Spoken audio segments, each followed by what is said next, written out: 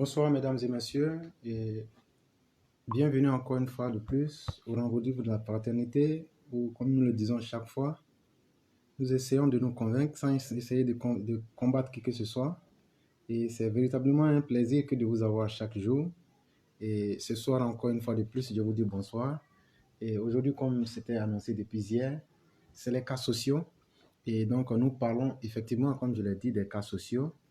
Et ici, on aborde tous les sujets, notamment les sujets de société. Et ça, il faut dire que c'est au plus grand plaisir des uns et des autres. On essaie ici de s'éduquer et de s'informer. Et donc, aujourd'hui, c'est le cas des cas sociaux.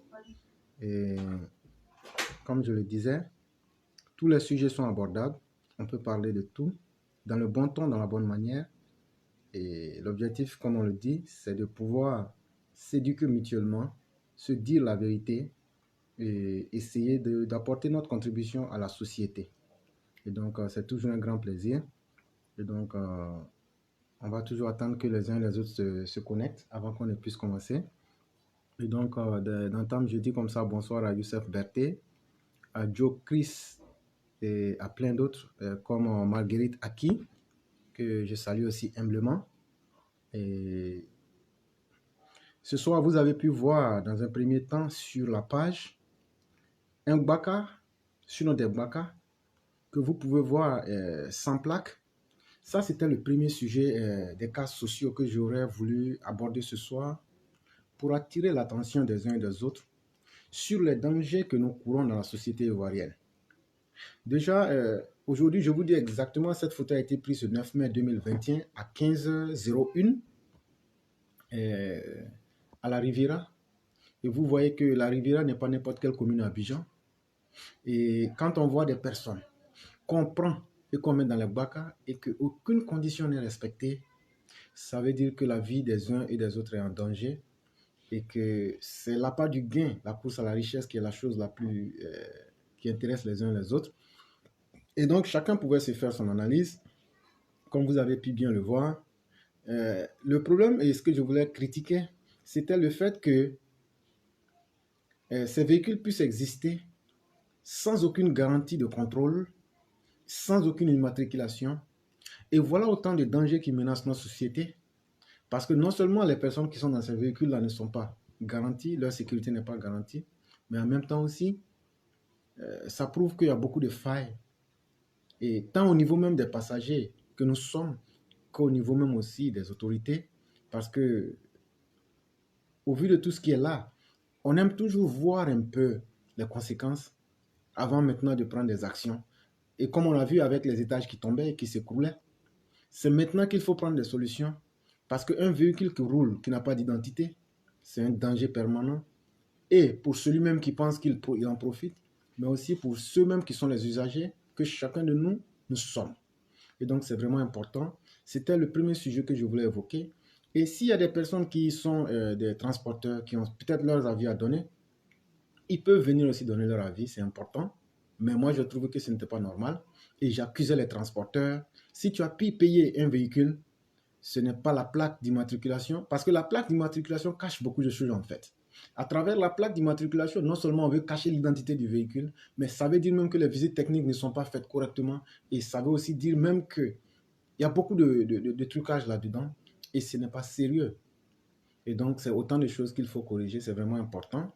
Et donc, c'était le premier sujet que j'avais voulu aborder. Et le deuxième sujet, c'est un sujet que j'ai tiré sur un journal qui s'appelle Connexion Ivoirienne. Le chantier du port sec de Ferkessédougou débutera dans ce mois de mai 2021. Et je vous lis l'article. D'ici 3 à 4 ans, la Côte d'Ivoire va prendre livraison de son premier port sec. Stratégiquement situé au nord du pays, cette infrastructure vise à désengorger et à rapprocher le port autonome d'Abidjan de ses partenaires régionaux que sont le Mali, le Burkina et le Niger. Le chantier du port sec de Ferkessédougou dans le nord de la Côte d'Ivoire, à 600 km de la capitale économique, va démarrer dans 2 semaines.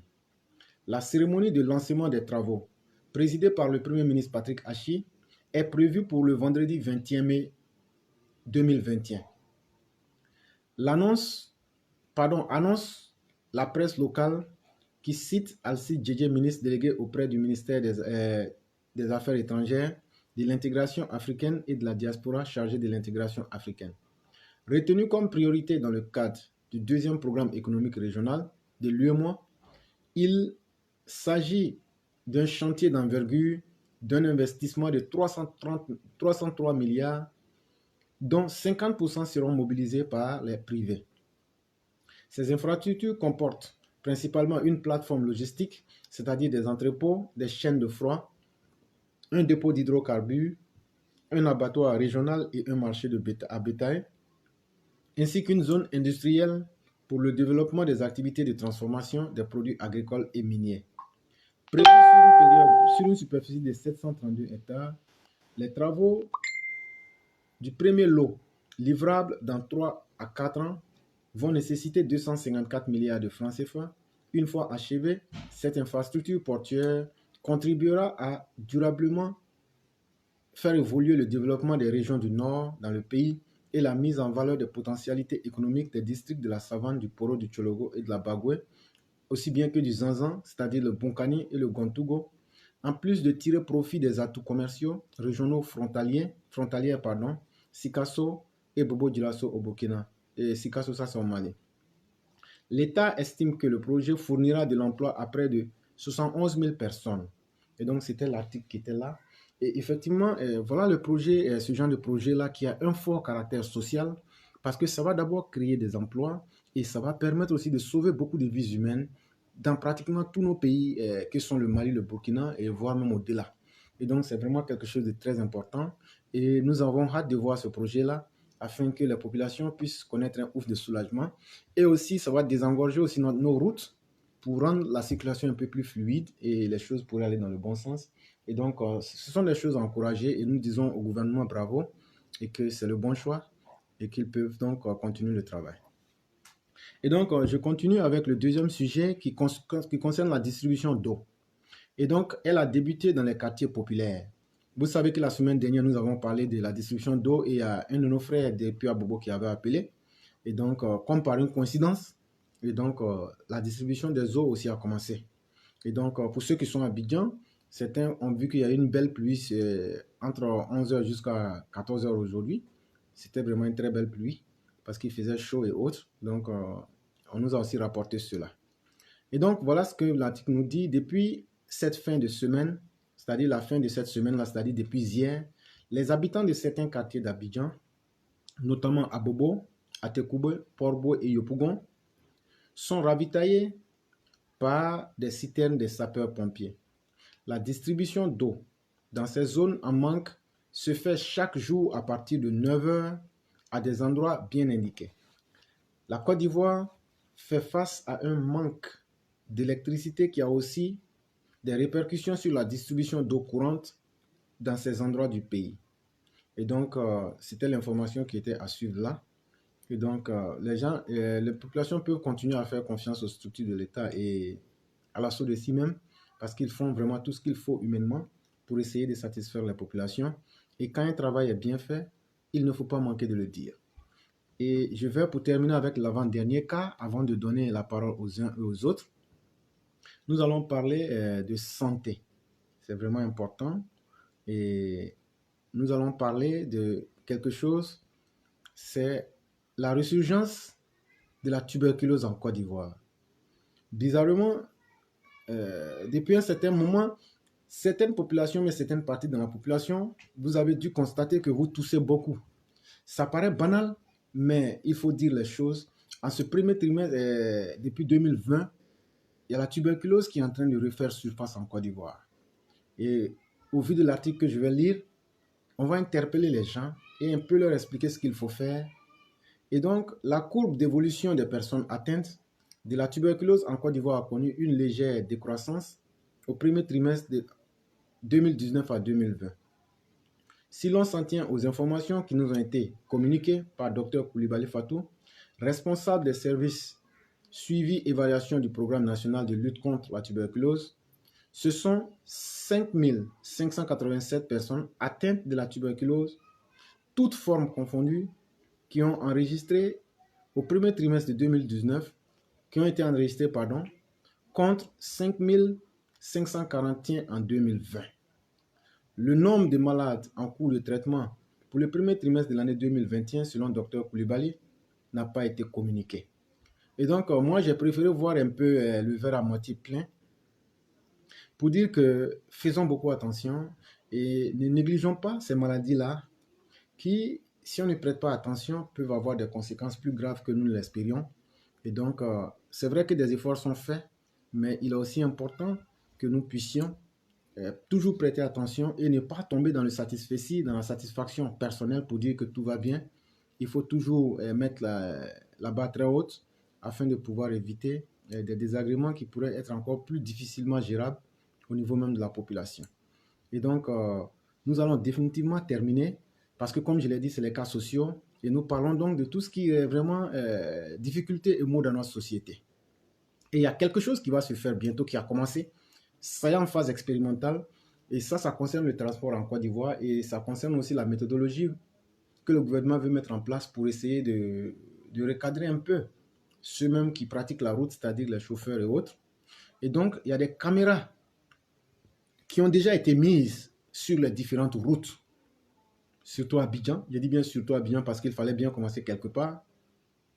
Et donc, ces caméras-là, quand vous vous adonnez à cœur joie de violer les codes de la route, sachez que ces caméras, comme ça se passe dans les grands pays, ici aux États-Unis ou bien partout ailleurs, ces caméras-là vous font du flashage et prennent vos informations. Je dis bien, ça a déjà commencé, mais c'est la phase expérimentale. Et donc, je peux vous dire qu'il y a des personnes qui ont déjà reçu des avertissements leur disant, voilà, monsieur X ou monsieur l'éclaireur, tel jour vous avez violé des feux à tel endroit, vous étiez supposé aller à 60 km, mais vous êtes allé à 85 ou à 80. Et donc, puisque nous sommes encore dans la phase expérimentale, c'est un avertissement pour vous dire que les choses vont changer. Et donc, tous ceux qui sont des chauffeurs ou ceux qui pratiquent la route, sachez que c'est des choses qui viendront, mais c'est pour le bien de la population et aussi c'est pour le bien même de ceux-mêmes aujourd'hui aussi qui pensent qu'ils sont hors de ces dangers-là. Et donc, comme je le disais, ici, c'est une bonne initiative, mais il y a des questions quand même qu'il faut se poser. Lorsque, par exemple, on a des véhicules qui ont été flashés, c'est-à-dire les infos qui ont commis des délits et qui ont été flashés, la question que moi je me suis bien posée, le projet il est bon, il est même très bon, mais la première question que je me suis posée était de savoir où est-ce que les contraventions allaient être payées. Parce que si c'est la SICTA, il faut le dire directement, l'État ne rentrera pas dans ses fonds et directement prendre la contravention et se rendre à la SICTA. Je pense, à mon humble avis, qu'il y aura beaucoup de corruption et l'État risque de perdre, le gouvernement risque de perdre ses investissements parce que des individus véreux à la SICTA ne vont pas se gêner pour balayer les réalités. Si vous venez à leur donner peut-être 50 000 mais 30 000, ils peuvent balayer ce qui était là et faire passer de perte à perte certaines informations qui auraient été recueillies par ces machines-là.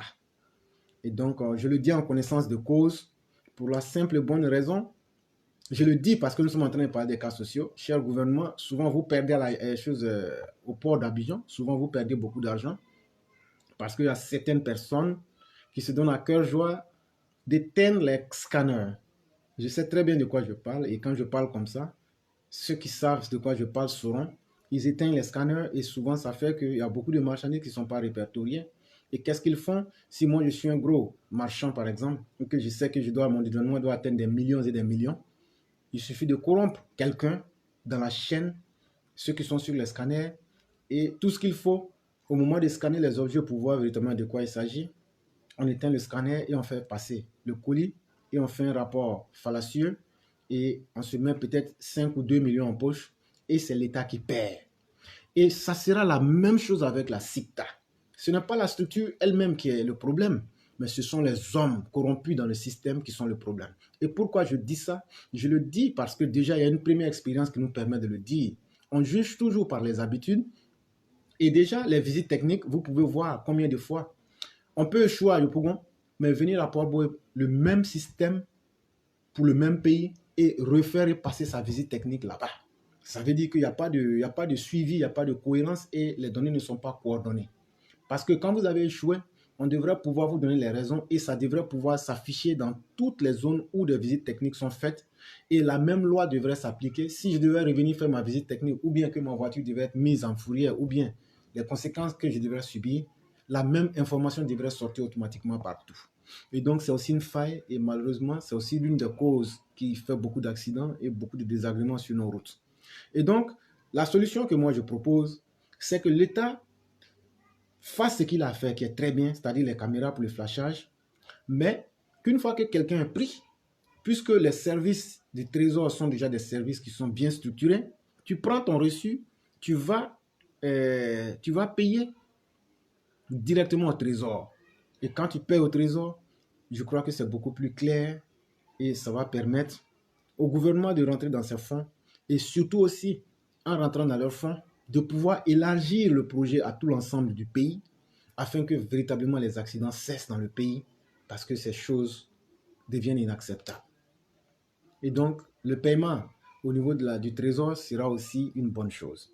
Deuxième chose, et il y a déjà quelqu'un même qui dit, Tima qui dit, je suis vraiment d'accord avec l'éclaireur concernant la SICTA, trop de corruption à ce niveau. Et donc, Timatio, vous pourrez parler après que j'aurai présenté, mais déjà, ça me conforte que vous sachiez que ce que je dis est déjà la vérité, c'est déjà une très bonne chose. Et aussi, il y a un autre problème qui se passe en Côte d'Ivoire. Et chers parents, souffrez que nous puissions quand même dire les choses qui ne vont pas dans notre société, parce qu'on le sait tous, mais on ne veut jamais prendre le courage de le dire, c'est les fausses plaques d'immatriculation. Et actuellement, je vous parle, à Djamé, au Mirador, derrière la gendarmerie qui est là-bas, actuellement, c'est devenu un centre de fabrication de fausses plaques. Et tout le monde le sait à Abidjan. Et même les gendarmes qui sont là le savent. Ce n'est pas caché, tout le monde connaît l'endroit. Et ce que je vous dis, c'est des choses, nous avons mené nos propres enquêtes. Et ce que je vous dis, je sais très bien de quoi je parle. Et aujourd'hui, c'est en temps réel même que je peux vous donner toutes les preuves et toutes les images. Et donc, on attend de voir quelqu'un qui puisse venir nous dire qu'on est dans le faux. Et comme ça, on va montrer des visages, on va aussi montrer des informations.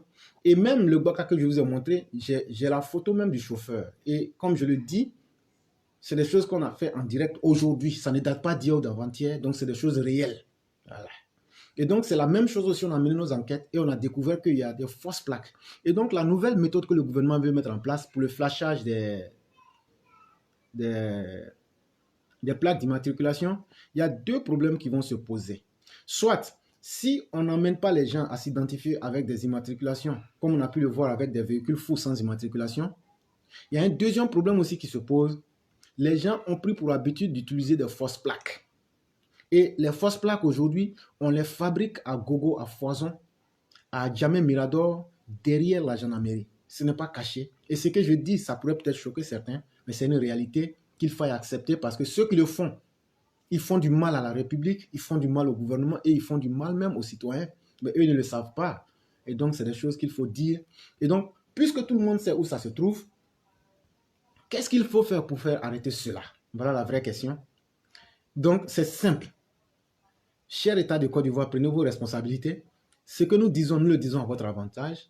Parce que la nouvelle technologie que vous voulez envoyer, il est de notre devoir de vous aider à ce que le travail puisse être bien fait. Parce qu'il y a des citoyens, et la majorité des citoyens honnêtes font tout dans les règles de l'art, ils respectent les lois. Mais il y a des gens qui pensent. Je ne vais pas citer une communauté, sinon ce sont les doulas. Quand je dis doulas, je veux dire les transporteurs, on se comprend très bien, qui sont dans ce business-là. Vous voulez faire du transport, mais vous ne voulez pas respecter les normes. Et vous mettez aussi les vies des gens en danger. C'est autant de choses qui ne sont pas intéressantes. Et à un moment, il faut qu'on puisse quand même vous dire d'assumer votre part de responsabilité et de pouvoir aussi changer de méthode. C'est vraiment très important. C'est vraiment très important. Et donc, l'État de Côte d'Ivoire, ce que nous proposons, dans un premier temps, c'est de démanteler carrément cette base-là que nous venons de vous signaler, parce que c'est ce que nous connaissons. Mais peut-être qu'il y en a plusieurs. Vous pouvez prendre en doute ce que nous venons de dire, mener vos enquêtes et vous verrez de quoi il s'agit. Et si telle est la vérité, essayez de démanteler ces réseaux de fausse fabrication de plaques d'immatriculation. C'est aussi bon pour la sécurité et surtout, je dis bien la sécurité. Parce que figurez-vous que des gens, des terroristes ou bien des gens mal intentionnés peuvent utiliser ces failles-là pour rentrer dans le pays ou bien disparaître, se banaliser dans le public et puis faire des crimes. Et on ne saura jamais comment les retracer parce que même visuellement, leur véhicule n'avait pas d'immatriculation. Et donc, c'est vraiment important de le savoir. Et donc, même si vous flashez une fausse plaque d'immatriculation, cher gouvernement, sachez que vous ne rentrerez jamais dans vos fonds. Et donc, c'est en appui au travail que vous voulez faire que nous sommes en train de donner des idées. Et donc, c'est vraiment bien. Et comme je le disais, il y a aussi une structure qui se passe, il y a quelque chose qui se passe à la SICTA. Aujourd'hui, vous voyez des tombeaux qui roulent sur nos routes. Et la méthode qu'on l'a étudiée, on a compris que voilà comment ça se passe à la SICTA. Vous partez, vous avez un cercueil roulant. Et ce que vous faites, vous déposez exactement soit 10 000 ou 15 000 dans votre véhicule, près du siège du chauffeur. Et le monsieur qui rentre, lui, ce qui l'intéresse, c'est de voir dans le boîtier qui est à côté. S'il ne voit rien, ça veut dire que vous êtes prêt et donc il vous fait une visite comme il se doit et avec l'intention de vous faire échouer. Ou bien, s'il retrouve les 10 000 ou 15 000, en ce moment, même si vous avez un tombeau roulant, vous passez la visite technique et vous partez chez vous à la maison et on vous donne le droit de pouvoir encore tuer autant d'Ivoiriens que vous le souhaitiez. Et tout ça, c'est des choses malheureuses sur lesquelles il faut rappeler le ministère des Transports en Côte d'Ivoire. C'est des choses qui sont vraies, ce que je dis, et c'est des choses réelles. Maintenant, vous allez me demander, et si on a des cas palpables? Oui, on a des cas palpables et les Ivoiriens même qui sont victimes chaque jour le savent. Et donc, personne peut-être ne veut le dire au grand jour, mais nous le disons au grand jour pour aider le ministère des Transports afin qu'il puisse prêter les yeux et surtout moraliser les différents techniciens de la SICTA surtout, que eux aussi ne sont pas exempts du fait que leur responsabilité dans la mort des Ivoiriens est une chose et donc parallèlement à ça le ministère des Transports. Parce que si rigueur avait été mise pour essayer d'assainir le domaine et que les choses étaient vraiment corsées, vous allez voir que les gens vont se remettre à l'ordre. Parce que la chose qui inquiète en Côte d'Ivoire ou en Afrique, tout le monde veut s'amuser avec la loi tant que ça nous arrange. Mais quand les conséquences viennent à se présenter, qu'on voit 20, 30, 60 morts, en ce moment maintenant, on reste là en train de jouer la politique de l'hypocrisie en disant, ah si on savait, ou bien on cherche la raison ou mais la solution ailleurs. Ça ne doit pas continuer. À un moment, nous savons que la base même de ce qui arrive, les conséquences que les populations vivent avec les accidents, la base fondamentale, c'est la corruption, c'est le manque de rigueur et c'est le désordre qui prime. Et donc, voilà autant de choses qu'il faut décourager. Et c'est à cet effet-là. Aujourd'hui soir aussi, sur la route entre Bingerville et Riviera 2, j'ai les images ici. On a pu voir des bakas au rond-point de la Riviera qui étaient en train de prendre les sens opposés parce qu'ils étaient pressés. Or, aujourd'hui, nous sommes dimanche, c'était censé ne pas être trop encombré. Et donc, ça veut dire qu'il y a une indiscipline notoire. Et en même temps, je le dirais, il y a des policiers qui étaient là, mais qui étaient plutôt intéressés à faire ce que vous savez faire. Hein? Ils étaient plutôt intéressés à harceler ceux avec qui ils pouvaient avoir quelque chose. C'est des choses qu'on a vues, c'est des choses qui sont là. Si les gens disent que ce n'est pas vrai, on donne les vidéos. Mais lorsqu'on va donner les vidéos, on ne cachera rien. Ça aussi, ça sera la condition. Si les gens veulent qu'on leur donne les preuves, on leur donnera. Mais on ne cachera pas les visages de ceux qui ont fait ça. Et donc, la réalité en face, les défis sont là. Si ce que nous disons est faux, que les gens viennent nous dire que c'est faux, et de la même manière que j'ai balancé le baka, et si vous remarquez très bien, j'ai mis l'image du chauffeur en flou, juste par respect pour lui, mais j'ai la capacité de pouvoir rendre ça plus clair. Et donc, la même chose que je suis en train de dire, ce qu'on a vu aujourd'hui, on a enregistré en vidéo, ça est là, et ça ne date pas d'aujourd'hui. Hier encore, mes sous sur le terrain ont fait le même constat. Et donc, c'est pour dire, chers policiers, faites beaucoup attention. Faites beaucoup attention. Faites d'abord votre travail. C'est ce qui vous permettra de grandir. C'est ce qui va vous aider à avoir une carrière honorable. Et donc, n'oubliez pas cela. Et donc, pour les chauffeurs qui ne veulent pas se soumettre à la loi, je trouve qu'il faut frapper dans les poches de ces gens-là. On connaît déjà leur recette, c'est 25 à 35 000. Si on leur impose des amendes de 20 000 par jour, je crois qu'une fois qu'ils auront fait ça une ou deux fois dans la semaine, ils vont comprendre que dans la vie, il faut respecter les normes qui sont mises par l'État. Il faut respecter les normes sociales. C'est vraiment très important. Et nous allons définitivement terminer avec les voitures diplomatiques qui circulent dans Abidjan. Quand vous venez à Abidjan aujourd'hui, vous constatez qu'il y a beaucoup de véhicules diplomatiques qui circulent. Et donc, nous avons mené une enquête à ce niveau-là parce que les diplomates ne sont pas aussi nombreux que ça. Et donc, quand on a mené l'enquête, on a découvert qu'il y a déjà une corruption sur ce trafic-là qui commence depuis Lomé. Et donc, chers gouvernants et chères populations, voilà ce qui se passe. Les gens vont à Lomé. Je prends un exemple. Éclaireur va à Lomé. Éclaireur n'est rien d'autre qu'un citoyen ordinaire. Éclaireur va à Lomé. Il paye un véhicule. Dès qu'il a payé le véhicule, il s'est dit, mais si je vais avec ce véhicule-là, j'aurai tous les problèmes. Qu'est-ce que Éclaireur fait? Éclaireur, il y a déjà un réseau.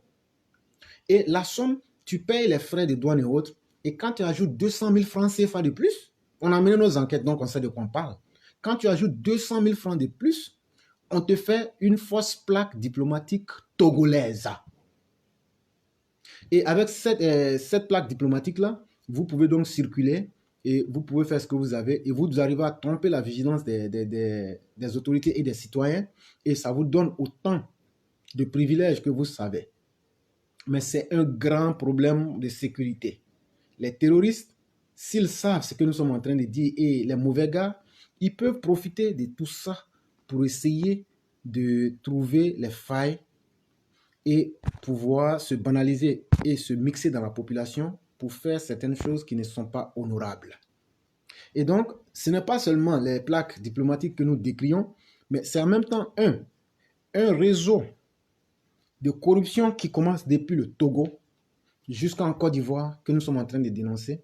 La deuxième chose, c'est le fait que quand ces véhicules-là arrivent en Côte d'Ivoire, ces véhicules-là, à travers cette fausse plaque d'immatriculation, arrivent à déjouer les systèmes de sécurité parce qu'on croit avoir affaire à des diplomates, mais en réalité, c'est des personnes ordinaires comme vous et moi qui ont compris cela. Et donc, j'ai demandé maintenant à une autorité, est-ce qu'on peut arrêter un véhicule diplomatique? Je dis bien, je parle sous la lumière de nos autorités, je ne dirai pas les détails. J'ai dit, est-ce qu'on peut arrêter un véhicule diplomatique? Et si besoin il y a.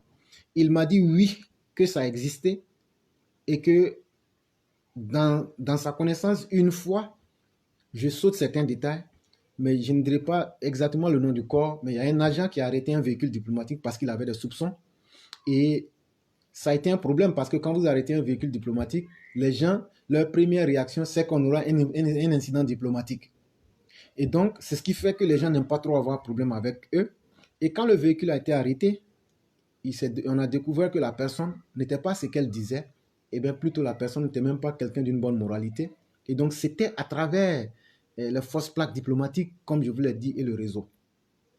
Et donc, il m'a aussi dit que la seule fois où on ne peut pas arrêter un véhicule diplomatique, c'est quand vous voyez le véhicule diplomatique avec des plaques diplomatiques d'un pays X, Y, et puis le drapeau du pays devant le véhicule.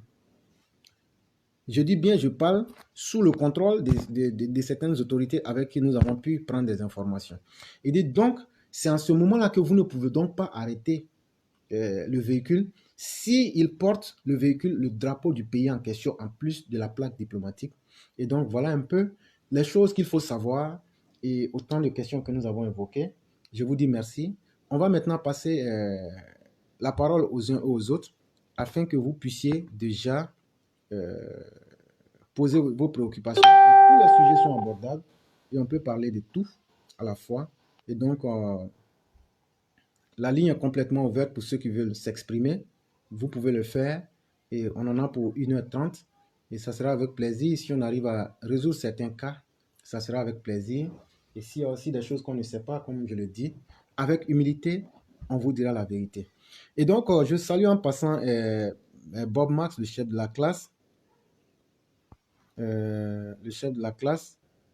Et donc, autant de choses. Aujourd'hui, nous ne sommes pas dans les cas politiques, et donc on ne parle pas. Je salue aussi M. Georges Gras.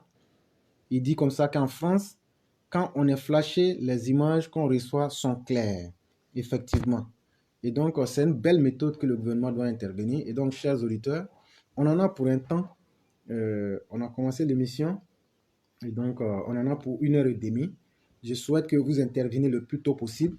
Il n'y a pas matière à attendre parce qu'à la dernière minute, on ne pourra pas vous prendre. Et donc, entre-temps, je vais continuer à lire certains avis des populations. Mais c'est vous que nous attendons et nous n'allons pas faire 1 minute de plus. Et donc, ceux qui ont des cas sociaux, appelez à présent. Et on va essayer de donner la solution pour passer. Mais si vous n'appelez pas et que le temps qu'on s'est imparti est arrivé, on ne pourra pas vous prendre. Et donc, appelez dès maintenant. Allô? Allô? Allô? Oui, bonsoir, monsieur. On n'arrive pas à vous entendre correctement, hein? Oui, ça va très bien. Bon, pour moi, c'est concernant le permis. Là. Oui, oui. Oui. Moi, je dis, ce n'est pas les inspecteurs, bon, ils font partie peut-être du problème, mais l'auto-école même forme très mal le futur chauffeur. Moi, je suis un chauffeur, je sais de quoi je parle. Il n'y a pas un chauffeur qui quitte à l'auto-école aujourd'hui que tu peux lui donner une voiture et puis conduire correctement. Il n'y en a pas. Vous voyez un peu. Et puis moi, vous avez touché le nez du problème. Surtout SICTA. Et puis, l'alcool au volant, les drogues. Sinon, les nouveaux chauffeurs même là, il n'y a pas plus prudent que lui. Allô? Allô? Oui, on vous écoute. On vous écoute. Il n'y a pas plus prudent que les nouveaux chauffeurs. Ok. Mais, les auto-écoles doivent revoir leur programme. Il y a, je me répète. Quand tu sors de l'auto-école, si on lui donne tout ce il ne peut même pas décoller. Et pour il a son permis en poche. Il est obligé de faire passer par quelqu'un, apprendre à conduire. Bon, après, le mauvais comportement vient. Et on va voir côté SICTA surtout. C'est tout ce que j'avais à dire. Il n'y a pas de problème. C'est nous qui vous disons. Et qu'est-ce que vous vous reprochez à SICTA? Mais les voitures, quand tu as des tout est défaillant. Rien n'est bon. Il n'y a pas de phare, il n'y a pas de fiche. Oui, effectivement, on a vu beaucoup de véhicules aujourd'hui rouler sans phare arrière. Tout est vraiment dans le désordre. Tu vois? Bon, il a eu ça comment? Bon, la corruption. La corruption surtout. Si vraiment le nœud du problème est la corruption. Moi, j'ai l'habitude de passer. Même quand ton véhicule est propre, et il n'aime pas ça. Parce que tu déposes rien. Mais il risque de te faire échouer. Mais quand tu envoies une voiture pourrie, avec ce que vous avez dit là, à 10 000 francs qui n'est pas là-bas, il rentre, il prend et puis ça va. Vraiment, vous avez touché le nœud du problème, corruption, et puis SICTA.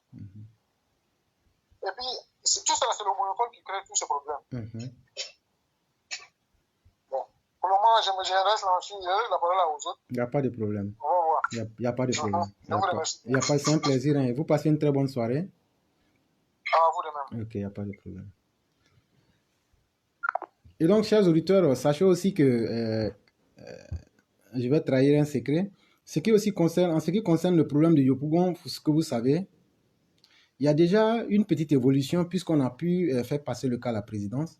Et je crois il y a 2 jours, le 7, si vous avez suivi l'émission, il y a la personne qui était intervenue et je lui ai demandé comment la situation évoluait. Ils m'ont dit que de ce qu'ils ont entendu, les choses évoluaient et on aurait été plus heureux d'en savoir plus. Allô? Bonsoir, monsieur le président. Bonsoir, monsieur Thio. Comment allez-vous? Ça va bien, par la grâce de Dieu, monsieur. Ah, Dieu merci. J'aime bien cette voix-là. C'est vraiment intéressant. D'accord. Oui. En fait, je voulais intervenir par rapport au problème des BACA sur la voie de BGB. Oui. Voilà, vous avez touché un problème très important.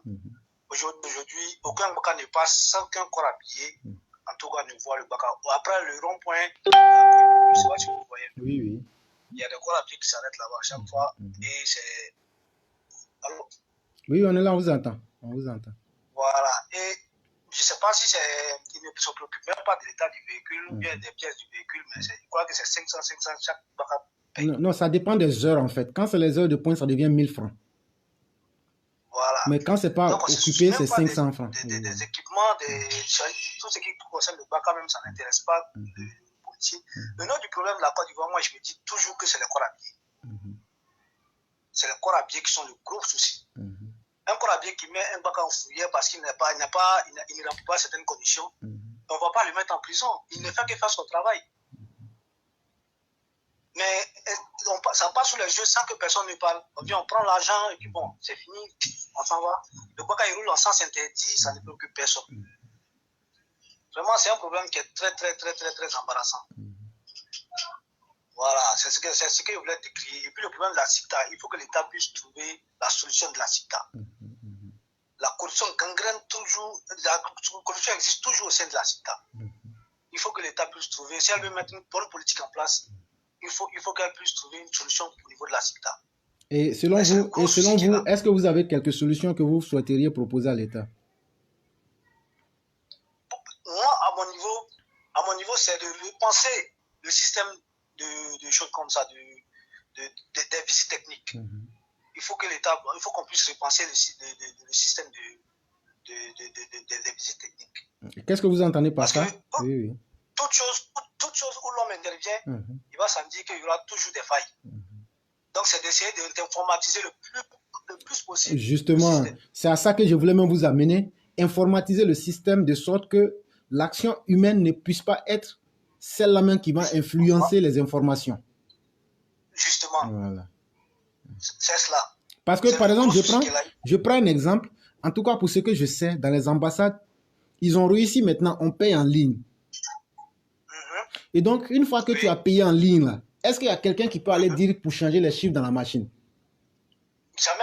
Donc, que le gouvernement fasse la même chose. Si tu dois aller faire ta visite là, on s'en fout. Tu payes d'abord.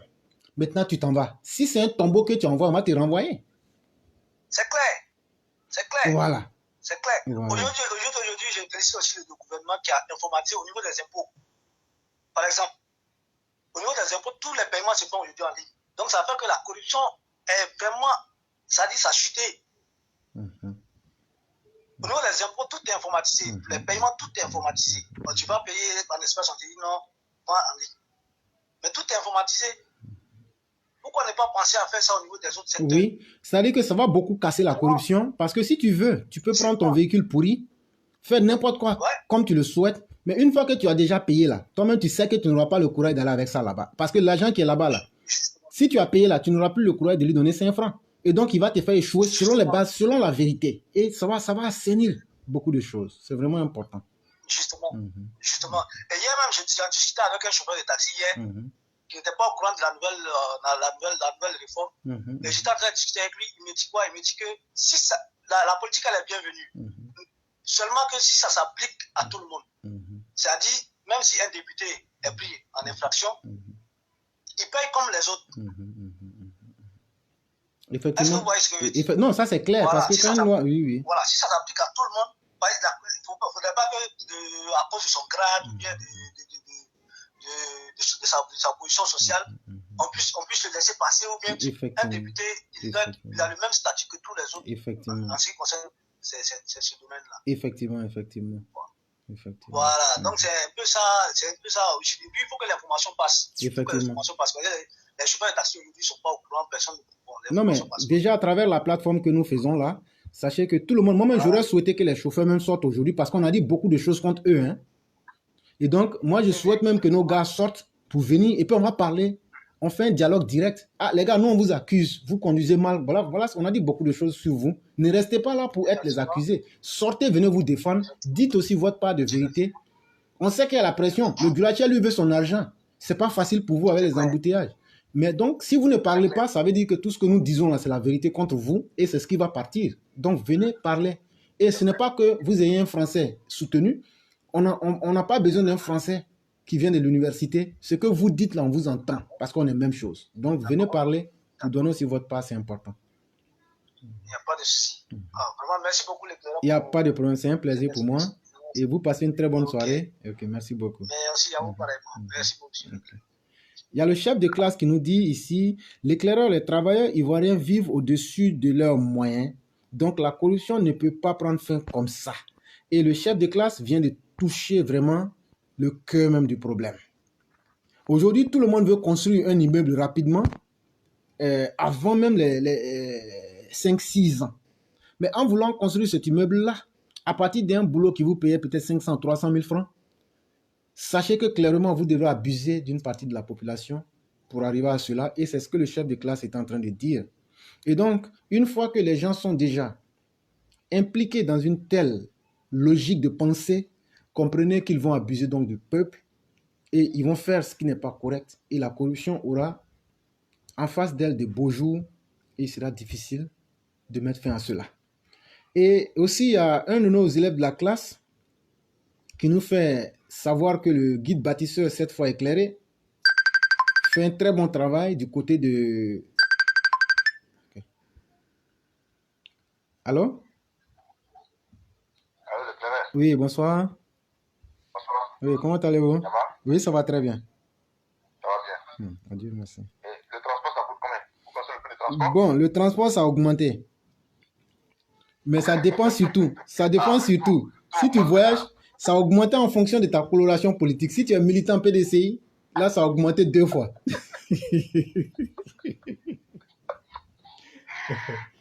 Comment ça va, mon frère? Oui. Ça va bien, vous? Oui, ça va. Avec les Didier, ça va. Ouais.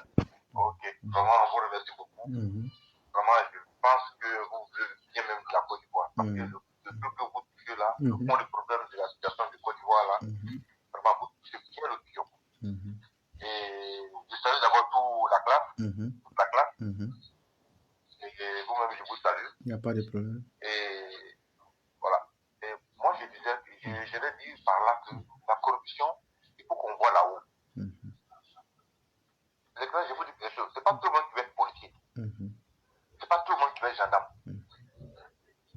Mais où les gens veulent aller là, s'ils n'arrivent pas à aller là-bas, s'ils là-bas ça coûte cher pour payer, ils vont se mettre de l'autre côté. C'est même chose comme la médecine. Ces gens-là, s'ils payent 2 millions, 3 millions, quand ils viennent là, qu'est-ce qu'ils vont faire? Ils sont peut-être sur la route pour pouvoir rembourser le crédit qu'ils ont pris. Vous avez vu, il y a ça aussi. Parce que les gens ne viennent plus exercer un métier qui eux-mêmes ils aiment. Ils ont fait une formation pour ça. Ils ont étudié pour ça. C'est pas ce qu'ils viennent faire. Ils viennent là parce qu'ils sont obligés d'aller là-bas. Parce que l'autre côté, ça ne passe pas. Il faut qu'on paye quoi là. Moi, j'ai posé avec quelqu'un là. Ils ont financé le concours des impôts. C'est elle et ses frères. Ils ont payé 3 millions. 3 millions pour être inspecteur des impôts. Mais pourtant, le mec, il a la volonté il veut travailler aux impôts. Mais on lui demande de l'argent. Mais quand il va rentrer là, il va pas travailler normalement. Il va voir seulement que c'est de l'argent. Parce qu'ils l'ont fatigué avant qu'il vienne à ce poste-là. Vous voyez ce que je veux dire? Et encore, le problème de la TICTA, c'est que vous avez dit. Et c'est vrai, moi j'étais à Abidjan, j'étais chauffeur. C'est comment ça se passe. Quand on échoue à Yopougon, on va à Marcory, là pour faire la visite là-bas. Mais on met l'argent dans la boîte à gants. Voilà, c'est le nom qui me manquait, c'était la boîte à gants, c'est ça. C'est le nom que je cherchais. Ouais. On met l'argent dans la boîte à gants et le mec il vient dans la voiture et il prend les sous qui sont là-bas. Et comme l'autre, celui qui m'a précédé là, comme il a dit, quand la voiture est propre, les gars ils n'aiment pas ça. Quand ta voiture est banalisée, les gars ils viennent, ils te expliquent de l'argent. Ou bien ils te font échouer sans même que tu as dépensé dans ta voiture, mais ils vont te faire échouer sans preuve. Or pourtant tu t'as dit que tu as changé toutes les pièces parce que tu n'as pas donné l'argent. Ils vont te faire échouer. Et ceux qui n'ont pas réparé la voiture, eux, on fait passer les visites. Il y a d'autres même, ils vont dans le garage, ils louent les punis, ils vont passer la visite technique, et après quand ils reviennent, ils te montrent les punis, ils remettent leur voiture, et puis ils prennent les voitures en bon. Vous avez vu? Donc, c'est comme ça. La corruption, c'est partout. C'est-à-dire qu'on ne donne pas la volonté aux gens d'exercer le petit plus. Parce que si moi je veux un métier, c'est que je dois aller déjà compétir pour avoir ce poste-là. Ils vont me demander de l'argent. Maintenant, si je viens là-bas, je prends ma bonne foi. Je vais travailler autrement. Donc, vraiment, c'est un truc de qu'on lance, c'est que vous touchez fondamentalement le problème de la Côte d'Ivoire. Mais la corruption, c'est partout. Et moi, je ne savais même pas que vous avez parlé des plaques diplomates, des plaques de... Mais c'est ce que j'ai dit toujours, frère. On a des gens très intelligents qui nous font des rapports directs. Et quand c'est comme ça, moi, personnellement, je leur dis, mais avec WhatsApp aujourd'hui, je leur dis, ce que tu me dis là, fais-moi vérifier. Je ne veux pas dire quelque chose sans preuve. Et donc, je dis, fais-moi vérifier. Et ce que je vous dis aujourd'hui, on a fait l'enquête entre 11 heures aujourd'hui, parce que c'était un dimanche, on s'est dit que normalement, il ne doit pas avoir trop de véhicules. Et ça nous permet, parce qu'on ne peut pas dire, comme bon, c'est un jour ouvrable de la semaine, ça fait qu'on est encombré. Aujourd'hui, techniquement, il n'y avait pas trop de véhicules. Et donc, en menant l'enquête aujourd'hui, ça nous a permis de comprendre que c'est 10 fois pire les jours à venir. Ouais. Et moi, je sais que nous, il y a longtemps, on suit votre émission, parce que même quand on vient vous dire des choses, vous demandez, est-ce que vous avez des preuves? Surtout. Quand on n'a pas de preuves, vous n'intervenez pas dedans. Même quand que vous ne connaissez pas, vous n'intervenez pas. Quand vous voyez, quand vous dites ça, si vous dites que vous avez vraiment les preuves. Non, mais c'est ce que j'ai dit. Quand j'ai parlé des policiers sur la route de la Riviera Bingerville, j'ai dit que j'ai leurs photos, j'ai leurs vidéos. Maintenant, s'ils veulent qu'on en parle, qu'ils me disent de montrer mes preuves, là, on balance la vidéo. Mais si on balance la vidéo, en ce moment, on va impliquer Ange Kessi là-dedans. Ouais. Et donc, c'est une manière de leur dire de changer. Il va falloir que ces gens qui font ça, pour que tout ça passe, il faut qu'on fasse à montrer le visage de ces gens-là. Parce que pour que la corruption cesse, parce que c'est nous les pauvres qui prenons les pots cassés. Pour ce genre de trucs-là, il faut qu'on montre leur visage. Parce que si, comme on le dit, quand on fait l'édition politique, on dit qu'il faut qu'on dise leur nom pour qu'ils s'arrêtent. Ces gens-là, si on a pu, parce que quand on dit les politiciens, il faut qu'on les attrape et qu'on les met en prison. C'est pareil. Ceux-là, ceux qui font des trucs comme ça, on montre leur visage devant les gens. Il y a un de nos auditeurs, Lassina Sanogo, qui dit, éclaireur, bonsoir, le ministère du Transport devrait mettre des agents du ministère en véhicule banalisé afin de jouer le jeu et voir comment ça se passe. Quelquefois dans le mois, ça sera aussi une solution. Mais le problème, c'est une belle solution, mais c'est que ces agents-là, avec le temps, vont se laisser corrompre. Voilà le problème de la Côte d'Ivoire. Oui, mais c'est ça que je voulais te dire. C'est ça que je voulais vous dire. C'est ça que je voulais vous dire. Et là, par exemple, en Côte d'Ivoire, quand moi j'étais là-bas, les policiers, même s'ils ne sont pas de service, ils mettent les casquettes derrière leur voiture, ils empruntent la voie de bus. Et nous qui sommes en voiture civile, quand on emprunte la voie de bus, on le siffle. Mais celui-même qui met casquette, qui n'aime pas de service, il prend la voie de bus, les policiers ne le suivent pas, parce qu'ils voient le chapeau policier, c'est fini. La loi, c'est pour tout le monde. La loi, c'est pour tout le monde. Si tu n'as pas de service, tu n'as pas de service. Et puis, tu dois emprunter la voie publique comme tout le monde. Il ne faut pas emprunter la voie de bus. Ouais. Donc, ce que vous avez dit là, même si on met les gens en voiture banalisée, là, ça serait pareil. Ils vont corrompre les gens comme ça. Hein? À l'époque, comment ils étaient là-bas, les radars, peut-être dans les voitures. Moi-même, les gens, ils vous arrêtent, on dit le radar vous a flashé. Quand vous leur demandez, montrez-moi la photo, il n'y a pas de photo. Il faut payer 5 000. Et puis, ils vont cacher la voiture même. Ils vont cacher la voiture pour dire, le radar t'a flashé. Et quand il te plaît, il te dit, mais montrez-moi la photo parce qu'on nous a montré que oui, quand on fait le flash, il y a une photo qui sort. Mais montrez-moi la photo, à quelle allure vitesse, il n'y a pas de photo. Mais tu es obligé de payer les 5 000. Si tu n'as pas 5 000, tu vas payer 2 000. Vous voyez? Donc, le président il a la volonté de faire le pays émergent. Et comme vous avez dit, c'est nous les joueurs. Parce que quand on fait, ils te disent que oui, on a mis le papa là au pouvoir. Donc, et puis ils retournent contre nous. Mais on veut un pays émergent. Il faut que tout change. Et puis encore, il faut qu'on se critique les autres. Il faut qu'on se critique nous-mêmes d'abord. Effectivement. C'est comme ça. Donc, je ne vais pas me poser la parole. Il n'y a pas de problème. Voilà, je laisse la place aux autres. Il n'y a pas de problème. C'est vraiment un plaisir et nous vous disons merci. Et vous passez aussi une très bonne soirée. Merci beaucoup. Et donc, chers auditeurs, nous continuons. Et il y a le chef de classe qui dit: les corps habillés se disent chien mange pas chien, c'est le respect entre eux. Voilà, c'est le chef de classe qui disait ça. Et donc, on continue. On va prendre maintenant Moussa Dépôt, que je connais très bien, qui je pense est un transporteur. Et j'espère qu'il pourra vraiment défendre les transporteurs, si je ne me trompe pas. Voilà. Et donc, on espère bien qu'on l'aura maintenant. Bonsoir, monsieur Dépôt. Bonsoir, éclairé. Oui, comment ça va? Alhamdoulilah, ça va. Dieu merci. Oui, ça va très bien. Dieu merci. Ouais, je voulais participer un peu par rapport au sujet du jour. Il n'y a pas de problème, c'est chez vous. Hein? Voilà, donc on vous écoute. Comme Oui. j'ai été aussi chauffeur au pays. Voilà. Donc vraiment, c'est un peu compliqué le sujet. Parce que le problème, c'est que les embauchés même ne roulent pas les voitures. Les embauchés, puisqu'ils ont chaque fin du mois les salaires, donc il y a beaucoup qui ne roulent pas. Maintenant, on donne la voiture au contratier. Or, le contratier doit rouler pour faire la recette et le gasoil. Après ça, ce qui va sortir derrière, c'est ça qui est pour lui.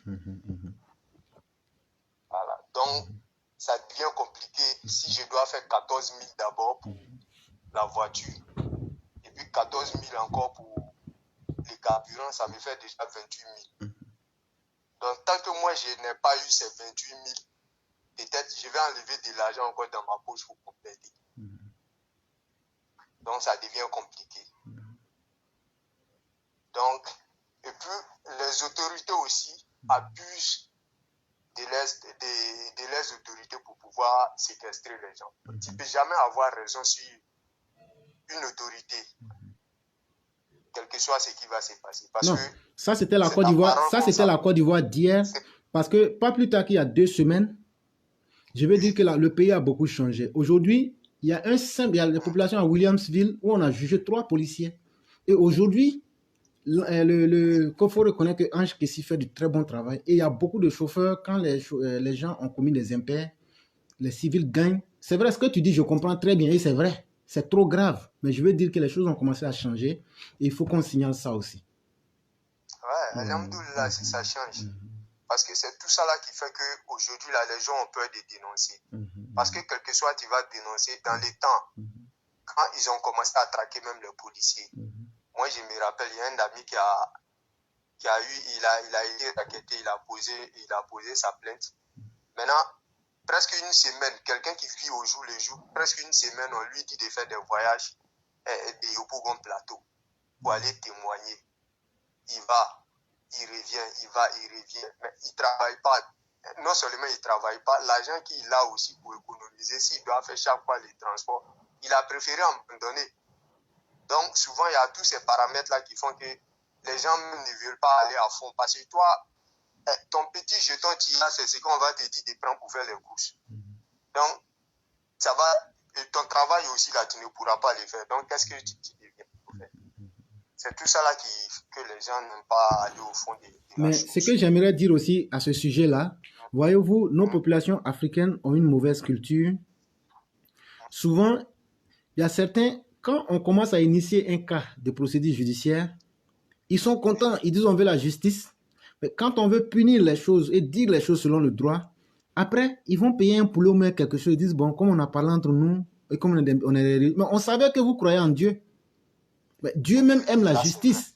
Et donc, ce problème-là, il faut que ça change dans nos comportements. Quand vous commencez une procédure, comme tu l'as dit, si tu sais que tu as raison, même si tu n'as pas le transport, après, les dépenses que tu as eu à faire là, tu peux demander en dommages et intérêts et la personne accusée là, si tu gagnes le procès, va payer tout ça.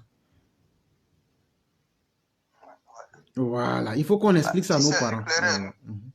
L'éclairage, l'ignorance a pris le dessus. Donc, ça fait qu'il y a beaucoup de choses qu'on ne sait pas. Non, et c'est pourquoi... C'est à travers maintenant c'est pourquoi on explique... les plateformes que voilà. C'est pourquoi on explique tout ça aujourd'hui.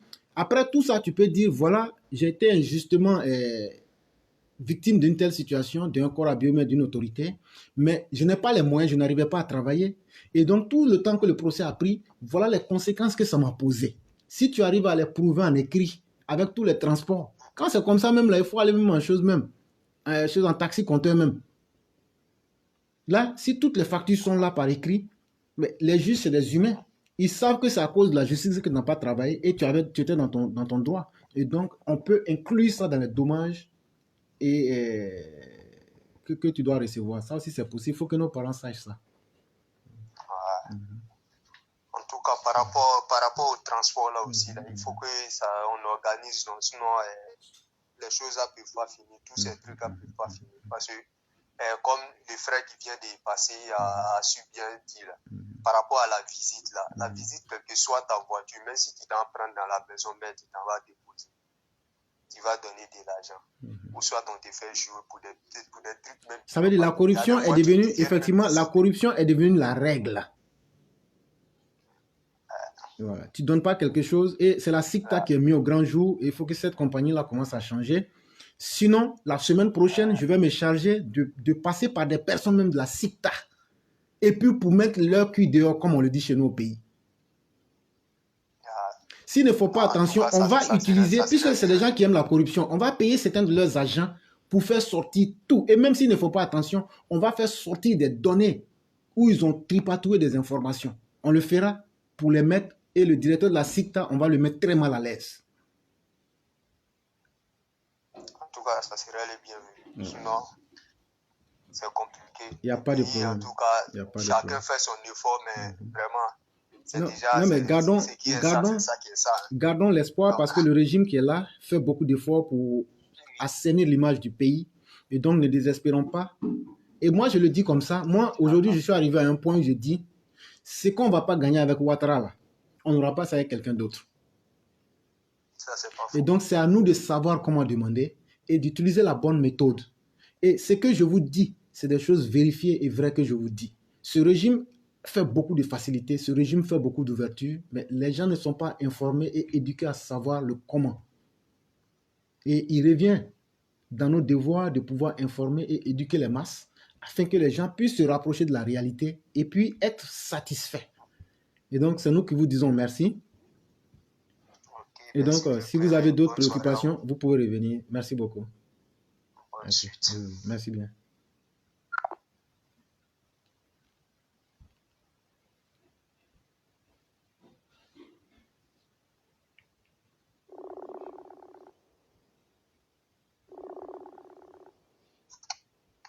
Allô? Allô? Allô? Allô? Oui, bonsoir, monsieur Diakité. Bonsoir, éclaireur. Comment allez-vous? Comment allez-vous? Très bien, vous-même? Ça va, alhamdoulilah. Toute la famille et toute l'audience. C'est pas long. En fait, tout à l'heure, je vous entendais dire qu'on peut intervenir sur beaucoup de sujets. Bon, moi, ça va être juste 2 ou 3 éléments. Peut-être je vais intervenir dans les jours à venir pour d'autres choses. Il n'y a pas de problème. Mais c'est dire que nous qui sommes, je dirais même ivoiriens, je vais même au-delà de RHDP. Si nous ne sommes pas reconnaissants et que nous ne soutenons pas Ouattara, je peux jurer par le moment de Ramadan que Dieu nous a donné la chance d'observer cette année encore, que même devant Dieu, on va s'expliquer. Parce que Ouattara nous a montré des choses, excusez-moi, je vais résumer. Je prends juste 3 éléments. Qui est-ce qui avait demandé, quand le militaire partait chez Babo, de préserver sa vie? Allô? Oui, allô? Oui. M. Ouattara avait demandé de préserver la vie de Babo quand les militaires partaient chez lui. On n'a jamais vu ça entre 2 opposants politiques. Effectivement. Parce que... Deuxièmement. Parce que Sorogum avait donné l'instruction d'éliminer Babo et Tagro. Et Ouattara, c'est Ahmed Bakayoko qui est décédé aujourd'hui, qui a informé Ouattara qu'il y a d'autres choses qui veulent se passer en arrière-plan parce que... Et donc, ils ont vite fait et Ouattara a fait partie des instructions pour que... Et c'est Ahmed même qui est en réalité allé chercher Laurent Gbagbo, mais beaucoup de personnes ne savent pas ça. Voilà. Ça, c'est un élément. Ça, c'est une leçon qu'il nous a donnée. Deuxièmement, je résume, hein, je pense juste 3 éléments. Oui, c'est des choses qu'on résume, voilà, on passe beaucoup de détails. On ne peut pas les citer. Quand Afin Guessan est sorti, je dirais, quand ils ont fait leur fameux comité de transition, là, des troubadours, quand il est sorti de prison, qu'est-ce que Ouattara avait fait? Il a rapproché de lui. Voilà, il a envoyé à mission de représenter au DCD celui-même qui voulait même la décision, je dirais même celui qui était avec eux dans leur coup d'État. Effectivement, en avril 2000, qui voulait déstabiliser la Côte d'Ivoire, Jerry Rawlings.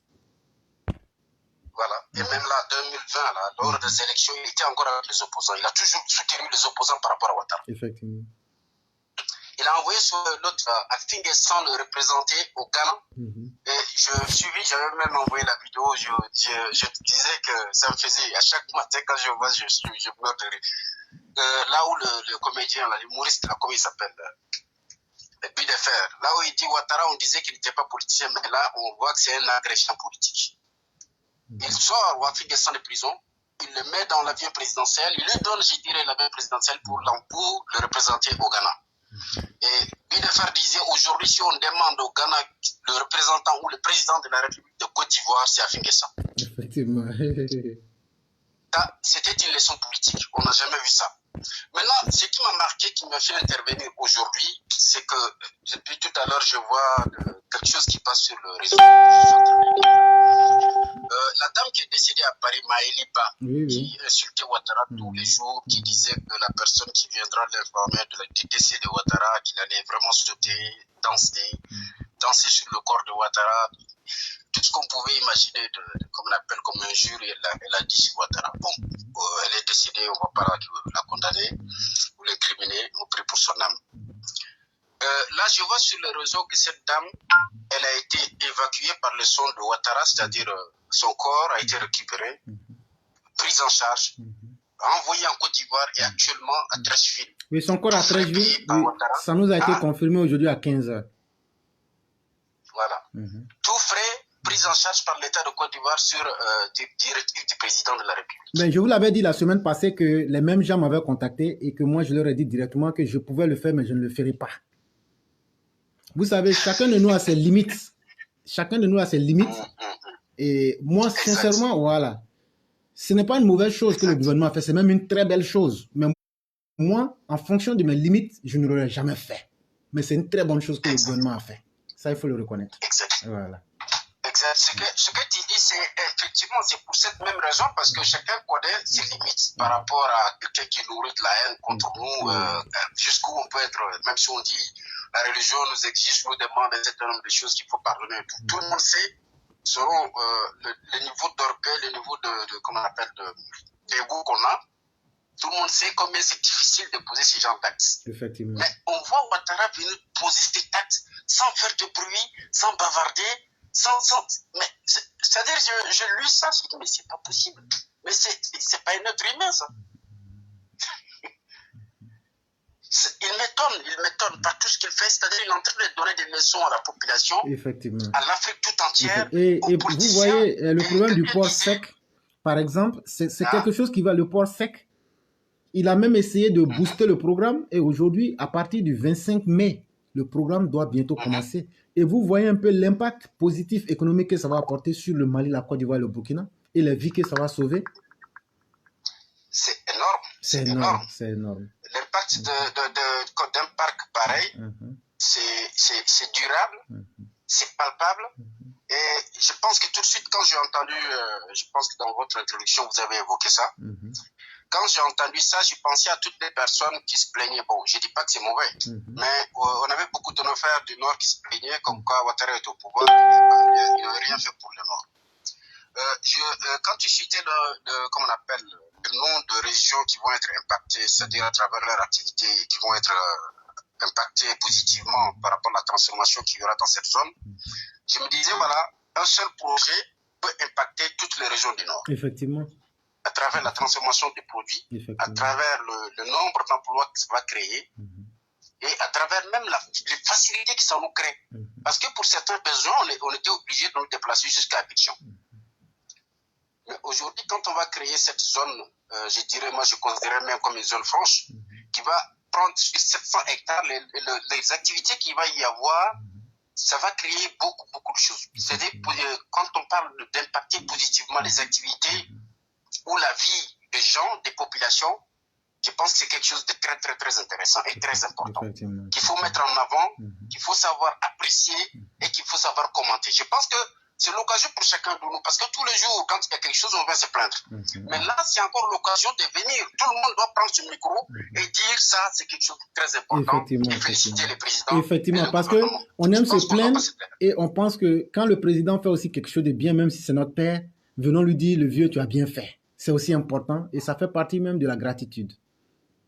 Ça, c'est très important. C'est Dieu même qui nous demande ça. C'est pourquoi j'ai dit, même devant Dieu, on aura de comptes à rendre. Parce que ce que Ouattara a fait pour les pays, à chacun de nous, il a donné sa dignité. Et personnellement, moi, je l'ai dit. Je l'ai dit quand j'ai commencé à intervenir. J'ai tapé combien d'années en Côte d'Ivoire, je courais derrière ma carte d'identité. Bédé, Babo, je courais partout. Gagnoua, Abidjan, je suis parti partout pour avoir ma pièce d'identité. C'était impossible. Et c'est quand Ouattara a participé aux élections, qu'ils ont posé les conditions de participation, que j'ai reçu ma première carte d'identité. Et cette carte d'identité, je l'ai eue ici à Paris. Rien que pour ça, c'est du concret. Moi, je soutiens Ouattara. Effectivement. Et je ne parle pas des autres projets. Avant de vous libérer, j'allais vous poser une dernière... Oui. J'allais vous poser une dernière question. Aujourd'hui, mais ça, c'est une question qui est sociale et en même temps sécuritaire. Est-ce que vous ne pensez pas qu'on doit essayer de copier un peu sur les États occidentaux? Par exemple, je prends le cas, par exemple, des États-Unis, que je connais bien, parce que c'est là que je suis. Et vous voyez que même quand il n'y a pas de doute, je veux parler des frontières. Parce que la force humaine a ses limites. Et souvent, même nos agents, on sait comment ils se comportent. Est-ce qu'il ne serait pas bon de scanner aujourd'hui tous les véhicules rentrants et de faire en sorte d'imposer les cartes d'identité aux personnes qui rentrent en Côte d'Ivoire et on scanne automatiquement toutes les personnes? Et moi, tout ça, ça tombe dans une base de données et dès qu'il y a un problème, on sait exactement quels sont ceux qui étaient là. Exact. Moi, je pense que c'est quelque chose de... Parce que il faut se dire que les choses, avec l'évolution et avec les situations qui se créent un peu partout, vous êtes aux États-Unis, vous êtes mieux placé que moi pour le rappeler. Vous vous rappelez quand il y a eu les attentats de 2001 aux États-Unis, les World Trade Center.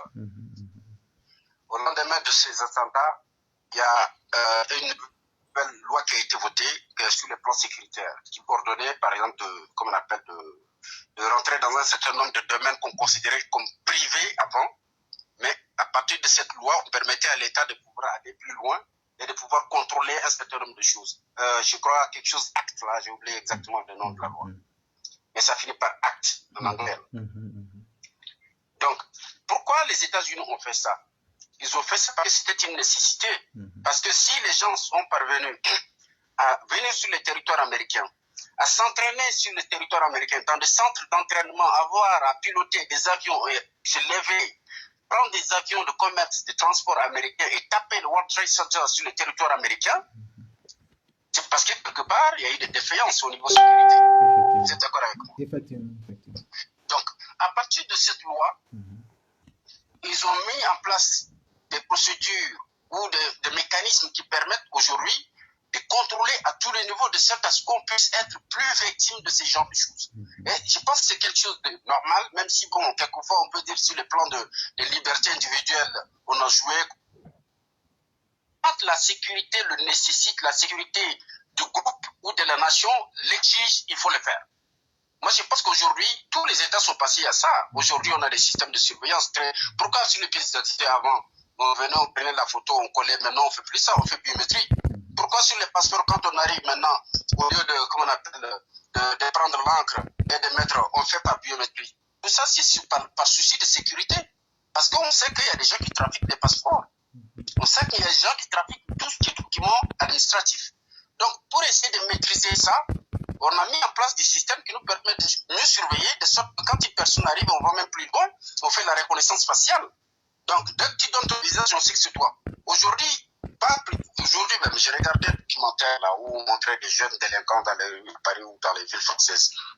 Et maintenant, ils ont un système à la police, parce que quand les gens font des délits, ils vont à la police, ils donnent plusieurs identités. Maintenant, à partir du moment où on a intégré, il y a un système, à partir du moment où on a pris ta photo, quand on te retrouve, tu n'as même pas besoin de bavarder, on ramène le visage, et si tu as déjà été déclaré, que tu déclares une autre identité, tout de suite tu es détecté. Donc, pour la sécurité de la nation, je pense que c'est quelque chose qui est important. Donc, ça s'accompagne de communication. Il y a pas de on a la chance aujourd'hui d'avoir un bon ministre de communication. Effectivement. Il faut voir ce qu'il faut faire, et surtout, tout le monde connaît comment ça se passe au niveau des frontières. Excusez-moi, c'est simple. Comment ça se passe au niveau de nos frontières? On sait qu'il n'y a pas, c'est très difficile. Au niveau de nos frontières, tout le monde peut passer, sortir, entrer comme il veut. Sont poreuses, c'est difficile de contrôler. Maintenant, mais quand on va mettre ça, on ne va pas dire que ça va être 100% efficace, mais au moins sur les grands axes, on sait qui est passé par là, qui est sorti, qui est rentré. Et quand les gens savent qu'il y a ces systèmes de contrôle, ça va même avoir un impact, c'est-à-dire avant même d'agir, on a peur. On sait que là, c'est facile de nous prendre. Là, il est difficile de poser un acte sans qu'on soit pris. Parce que celui qui veut faire des attentats, il veut fuir, il veut disparaître dans la nature. Mais s'il sait qu'après les enquêtes sont menées, comme ce qui a été fait à Kafoulou lors des premières attaques, ils ont tué 14 militaires. Au moins de 2 semaines, on a ramassé tout le monde. Donc, je pense que ce que vous dites, si ça peut aider, pourquoi pas? Je pense que c'est quelque chose à étudier. Moi, je serais totalement pour. Il n'y a pas de problème. Vraiment, merci beaucoup. Je serais totalement pour. Et avant de vous laisser, je vous donne une très bonne nouvelle. L'État de Côte d'Ivoire va rentrer en possession de 142 milliards de francs CFA parce que notre douane a mené une enquête sur la société Olam. Et elle vient de se faire condamner à hauteur de 142 milliards qu'elle va devoir payer à l'État de la Côte d'Ivoire. Et donc, vous savez de quoi je parle. Et la source, c'est ces questions économiques, je même... Et donc, c'est afriquepresse.fr parce qu'il ne faut pas parler dans le vide. Ma source, c'est afriquepresse.fr. Et donc, je ne sais pas si vous pouvez nous dire quelque chose là-dessus. Bon, je vais pas l'information, mais c'est tout à fait normal. C'est ce que je disais. C'est-à-dire ces grands groupes-là, quand ils s'installent dans un pays. Moi, j'ai une amie. C'est, bon, peut-être pas le droit de dire. J'ai une amie qui est avocate fiscaliste. C'est-à-dire leur travail, c'est l'optimisation fiscale. Elle me parlait d'une société au Gabon. C'est indiscret, mais bon, je ne rentre pas dans les détails. Elle m'explique comment ces sociétés travaillent. Une société française qui travaille au Gabon, qui travaille dans la manganèse, je ne sais pas, c'est un des minéraux là.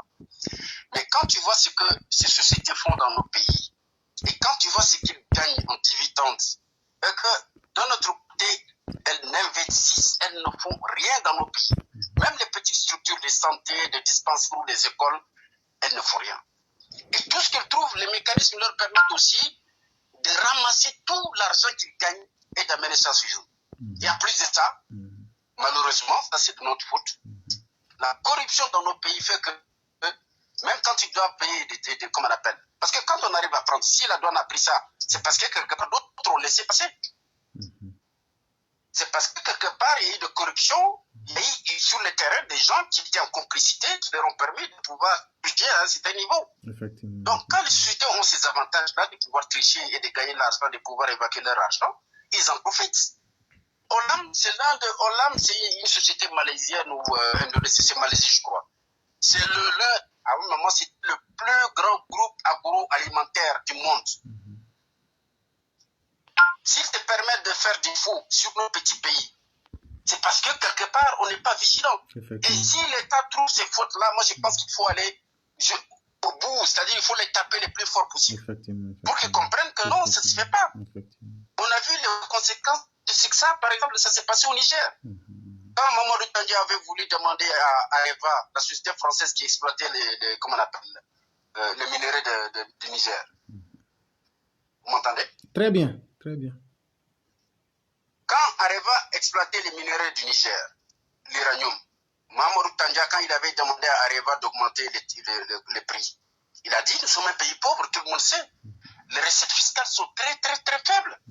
Maintenant, vous, ce que vous nous payez en termes de taxes, en termes d'impôts, ça ne représente rien. En plus du fait même que vous nous prenez comment on appelle, la matière première, vraiment à un prix dérisoire. Vous nous imposez des prix qui ne nous rapportent rien. Et nous, il se trouve que ce sont nos seules ressources. Nous avons des populations qu'on n'arrive pas à nourrir.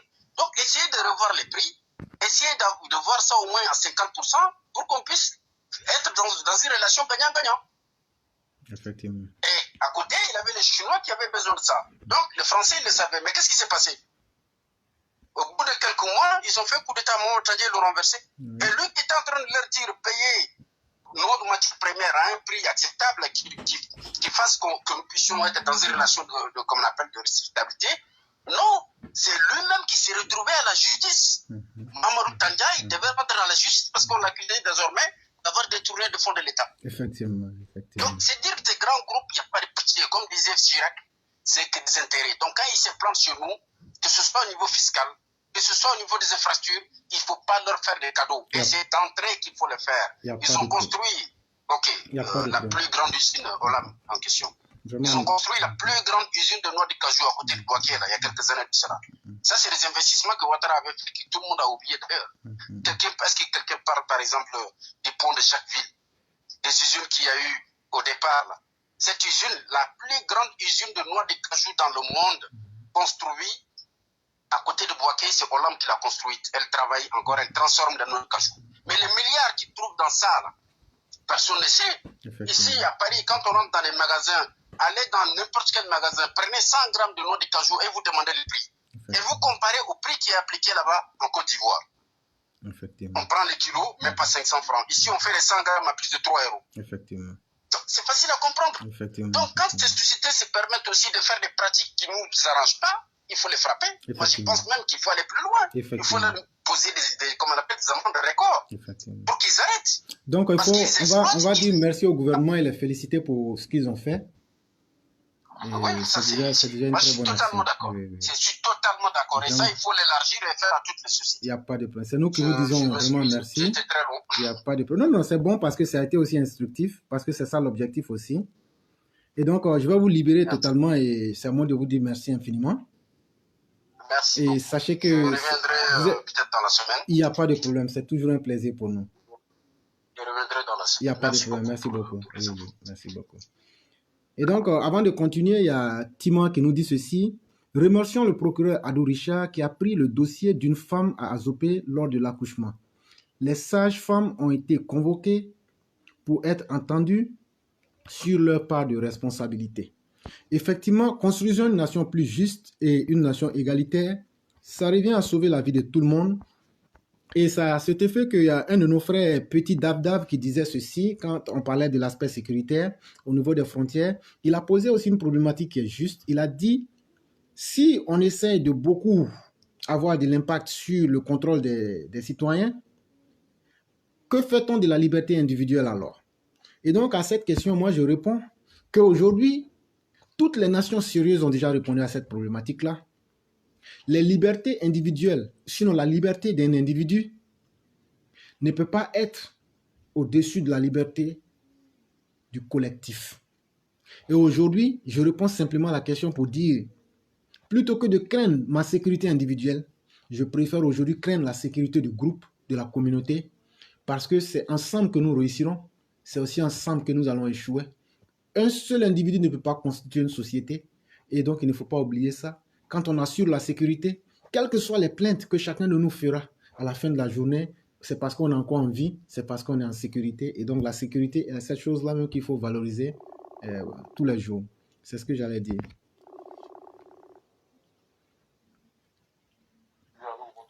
Oui, bonsoir monsieur, comment allez-vous? Ok. On a un peu de difficultés à vous entendre. Oui. Oui, c'est les cas sociaux. Oui. Est-ce que vous avez un écouteur à l'oreille?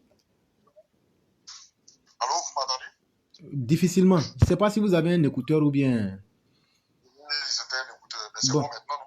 Bon, ça s'est un peu amélioré, mais quand c'est comme ça, il faut enlever l'écouteur. Là, ça devient plus facile. Oui, c'est bon. Voilà, ça va maintenant. Oui. J'ai enlevé l'écouteur. Ok, il n'y a pas de problème. Voilà, mais ce que moi, comme je disais, il est petit réchappé là. Et c'est le vrai problème, même là, c'est le petit réchappé. Des accidents là. Et si on ne peut pas interdire les pneus réchappés aussi. Oui, ce que vous dites, c'est totalement normal.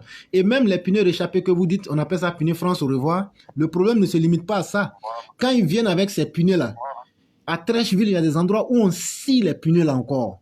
C'est-à-dire comme pour augmenter le risque du danger, on scie ces pneus-là pour leur donner l'aspect des pneus nouveaux, mais ça devient encore même des véritables poisons. Oui. Donc voilà, pour que les gars essayent de voir. Parce que voilà, ils vont dire c'est les chauffeurs aussi. Parce que c'est pas tout le monde qui a la maîtrise de la voiture. Parce que quand le pneu se baisse, quand tu as peut-être à 100 à lui, maintenant si le pneu se casse. Donc il y a tout ça aussi qui est là. Oui, ce que tu dis là, il y a le chef de classe qui dit par exemple que le vrai problème de la Côte d'Ivoire n'est pas une affaire de police, gendarmerie, SICTA, mais c'est plutôt une affaire des Ivoiriens dans l'ensemble. Tout le monde veut voir les bonnes choses. Disons la vérité. Que ce soit l'éclaireur, que ce soit... Tout le monde veut voir les bonnes choses, mais personne ne veut payer le prix.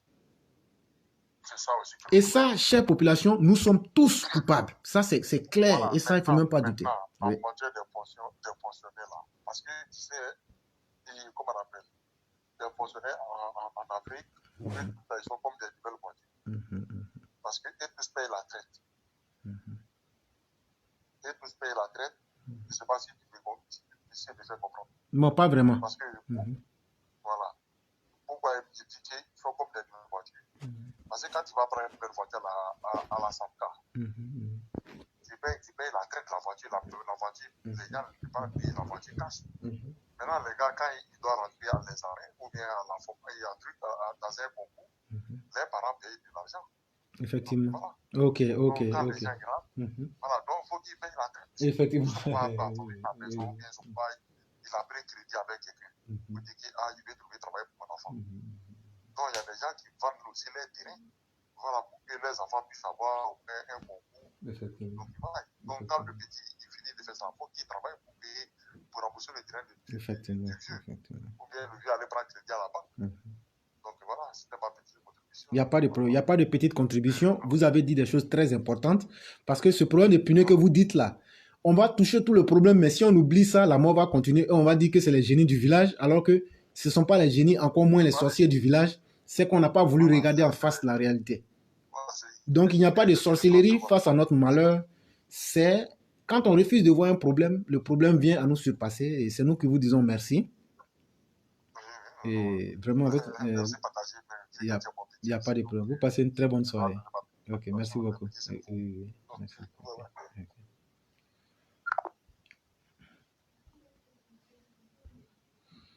Et donc, on va prendre un prochain auditeur et peut-être qu'après lui, on fera la conclusion. Et donc, entre-temps, il faut déjà signaler aussi qu'il y a le problème aussi des tricycles, c'est-à-dire les motos à 3 roues qui sont dans la ville et qui se sont transformés en véritables seigneurs des routes. Oui, bonsoir. Bonsoir. Oui, comment allez-vous? Ça va très bien. Ah, Dieu merci. Bon, c'était pour vous remercier. Oui. Parce que le problème, la sage-femme, Azopé, la femme qui est morte là, Azopé là, le ministre même s'est rendu sur place, vraiment ça a bougé. Les lits commencent à bouger. Merci. Voilà. Monsieur le Et donc, vous voyez, merci. Voilà. Et vous voyez que ce que nous disons, on n'a pas dit que c'est pour les gens du FPI, du PDCI, on a dit qu'on veut sauver les vies. Et vous voyez que le ministre s'est déplacé et Ange Kessie a pris le problème. Et ces sages-femmes qui ne sont sages que de nom, elles vont apprendre à être de véritables parturiantes maintenant, de véritables sages-femmes quand elles vont passer par la case justice. Et donc, je dis au peuple de Côte d'Ivoire, je dis à tous ceux qui sont en Côte d'Ivoire, faisons confiance en la justice. Et quand nous disons de faire confiance au président Ouattara, les gens pensent que nous sommes dans la politique. Nous ne sommes pas dans la politique. Nous sommes en train de dire, tant que Ouattara est vivant, faisons confiance aux institutions. Elles n'ont pas d'autre choix que de travailler correctement. Et vous voyez que, comme par miracle, tout ce que nous dénonçons, 1 ou 2 semaines après, vous voyez les choses changent. Et je crois qu'il y a 2 ou 3 semaines, on a parlé du domaine de la santé et on a été vraiment très dur avec eux. C'est pour vous dire que quand on a la chance d'intervenir ici, on est écouté. Et c'est une grâce de Dieu et il faut que les populations en profitent. Il faut le faire dans la bonne manière et avec la bonne méthode et on voit que tout rentre dans l'ordre.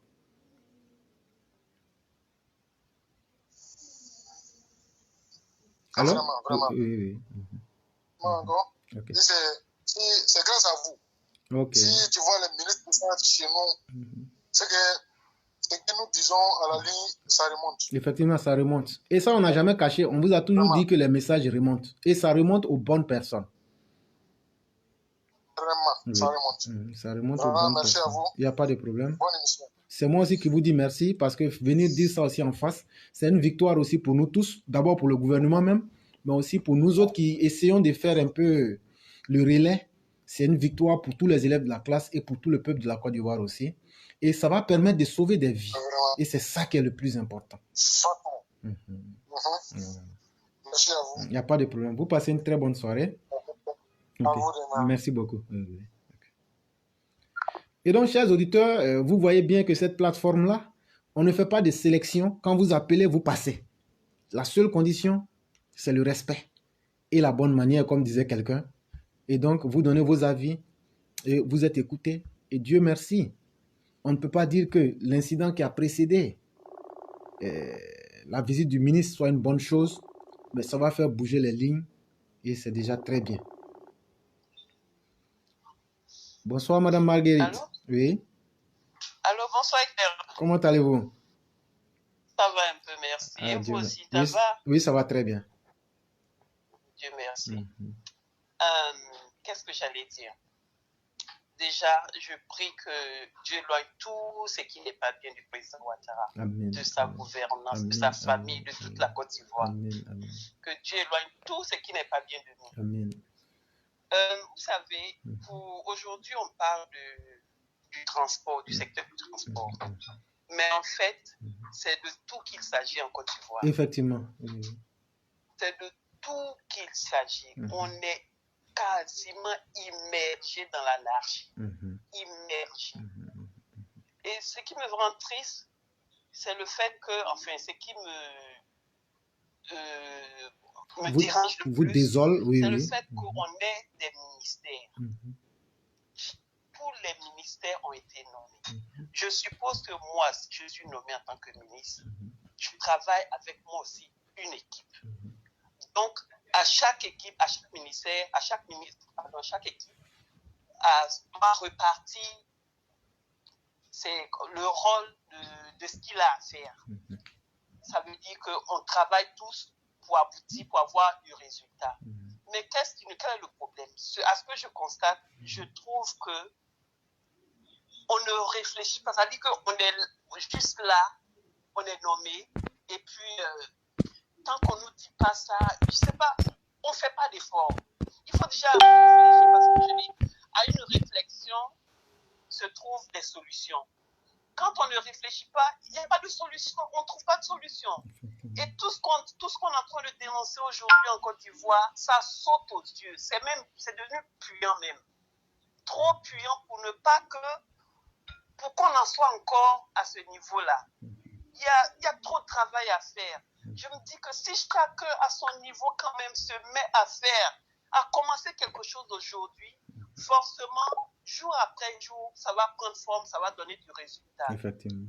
C'est pas si difficile que ça, mais à ne rien faire, on se complique, on se rend la tâche encore plus difficile et on est dans l'anarchie totale. Il faut maintenant, aujourd'hui, on est au monde de la digitalisation.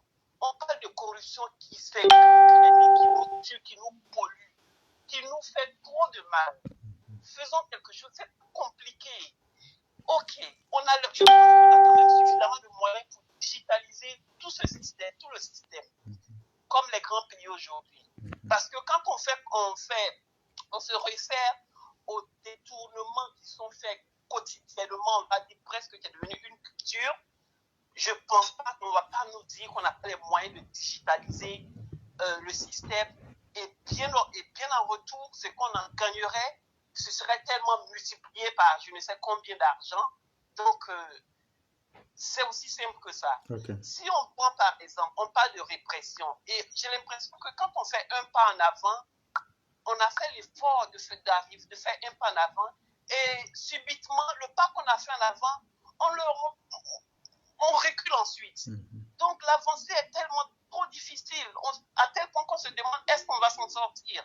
Le travail c'est tout entremêlé. C'est colossal. On peut le réussir, mais il faut une volonté. Et je dis ça pourquoi? Parce que quand on partons d'une petite échelle, on prend par exemple l'exemple le maire de Koumassi, Bakongo.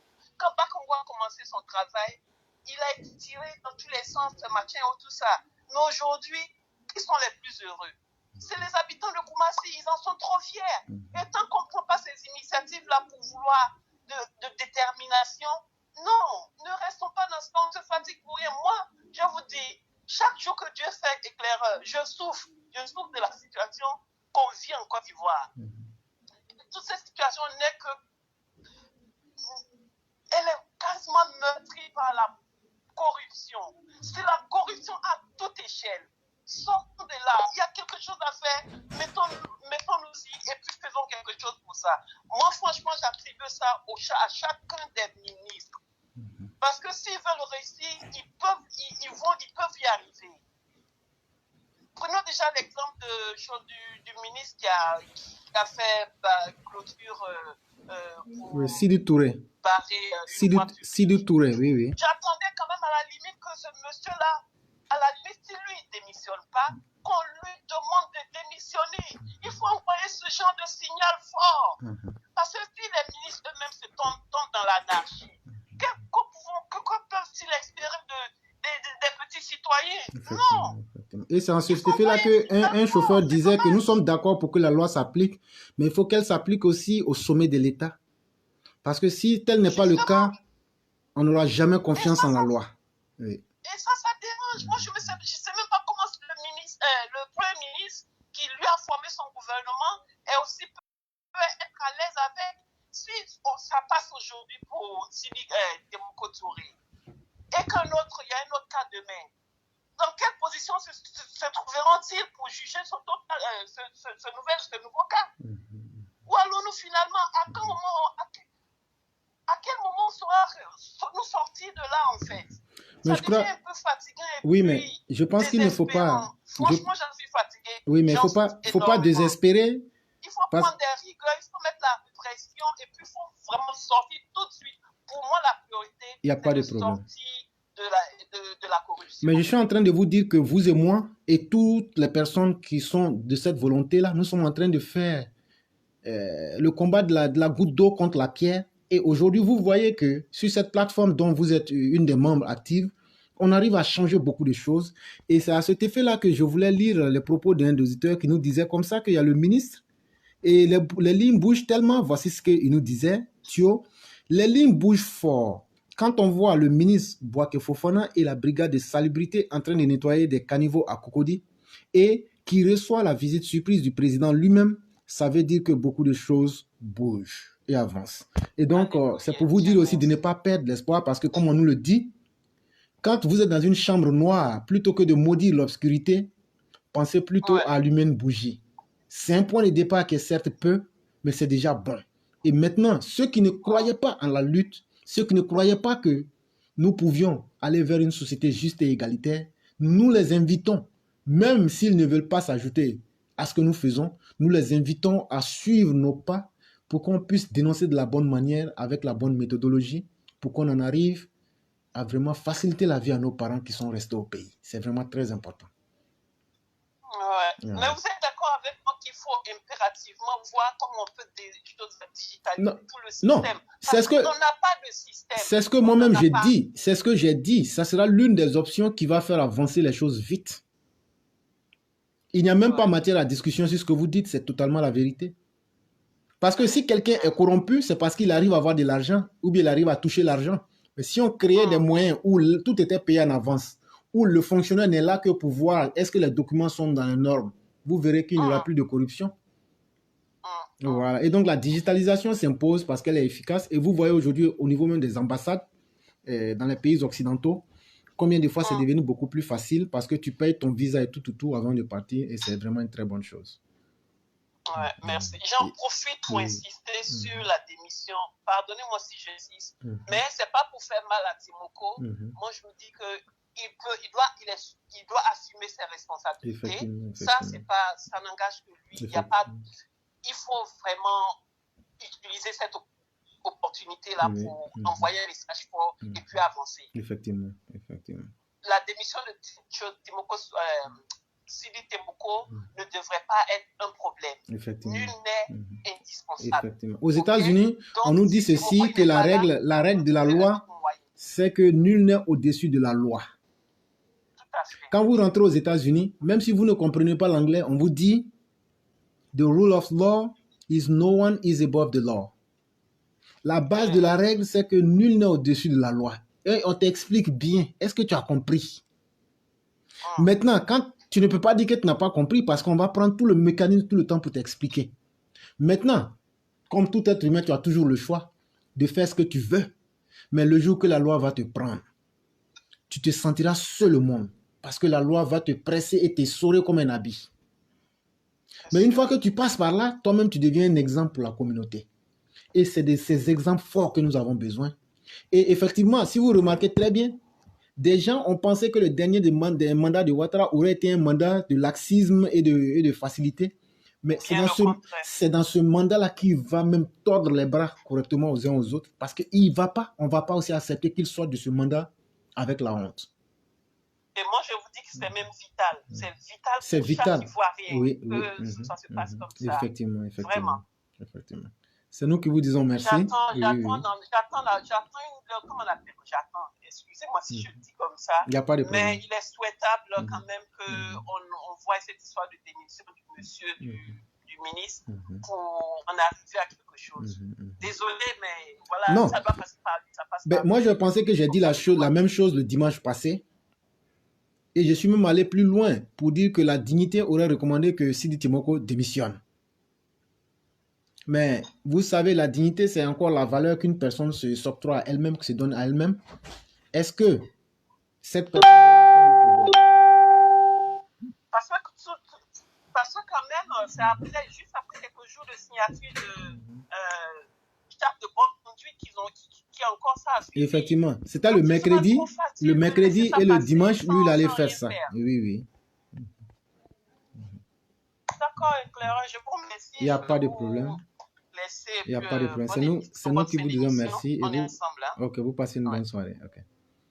Et donc, chers auditeurs, nous allons prendre le dernier auditeur qui est là. Et on va en finir avec lui. Et ça sera tout. Allô? Alors, bonsoir, éclaireur. Bonsoir. Oui, ça va bien, merci. Oui. Comment allez-vous? Oui, ça va bien, merci. Oh, ok. Vous avez la parole. Je voulais savoir, par rapport au poste des radars dont vous avez dit, ça sera des radars fixes ou mobiles? Ça sera des radars fixes, mais qui seront pointés à des endroits stratégiques qui ne seront pas signalés aux uns aux autres. D'accord. Et parce que si on les signalait, ils allaient trouver des techniques. Mais toujours est-il qu'on ne va pas expliquer tous ces détails-là. D'accord. Pour ne pas que les gens puissent avoir de nouvelles idées en tête. Ah, d'accord. Parce que tu as du connais bien tes compatriotes là. Parce que oui. Justement, c'est pourquoi j'ai dit que je ne vais pas détailler ces détails-là. D'accord. Voilà. Je voulais poser ma deuxième question, mais j'ai oublié. Dès que ce sera demain, j'ai oublié. Ok, il n'y a pas de problème. C'est nous qui vous disons merci. Merci beaucoup et puis bonne soirée. Ok, merci beaucoup. Merci. Et donc, chers auditeurs, c'est nous qui vous disons merci. Et si vous le permettez, on va en arrêter pour ici aujourd'hui. Merci d'être intervenu. Merci d'avoir partagé vos idées. Et surtout, je dis que nous pouvons faire confiance au président de la République. Et ceux qui veulent appeler, M. Charles Lance, je vous avais dit que vous pouvez appeler. Ça veut dire que c'est vous qui m'appelez et je vous enregistre. Et donc, vous arrivez à me texter, ça veut dire que vous arrivez à m'écrire. Vous pouviez m'appeler. Et donc, la règle, elle est claire. Si vous n'appelez pas, moi, je ne vous appellerai pas. C'est aussi ça la règle. Parce qu'il y a beaucoup de choses dont on doit tenir compte. Et quand on vous dit d'appeler, c'est pour qu'on puisse vous placer selon l'ordre d'appel. Et donc, certainement que vous aurez la chance d'appeler un autre jour. Vous avez la capacité d'appeler. Tout ce que vous aurez dû faire, c'était d'appuyer sur le petit bouton du signe de téléphone et vous aurez pu donner votre avis. Et le temps, il est fini. Nous sommes dans la phase des conclusions. Et donc, certainement qu'un autre jour, nous aurons quand même l'occasion de parler. Voilà, comme je vous l'avais dit, le temps, il est limité. Et donc, vous aurez dû placer votre appel. Ça aurait pu permettre quand même qu'on puisse sécuriser. Et donc, demain, on est toujours là et la méthode est la même. Et donc, je dis à toutes les personnes qui assistent à nos émissions, nous vous disons merci. Faisons confiance au président de la République. Faisons confiance en nous-mêmes et faisons confiance en Dieu. Les choses peuvent changer et les choses sont en train de changer. C'est une question de méthodologie et de patience. Et donc, soyons sereins et faisons confiance. Le pays est bien géré. Le pays est en tranquillité. Et je vous dis merci. Et nous serons donc à demain pour les émissions à caractère politique. Et je souhaite que chacun et chacune passe une bonne nuit. Merci beaucoup. Et donc, on sera demain.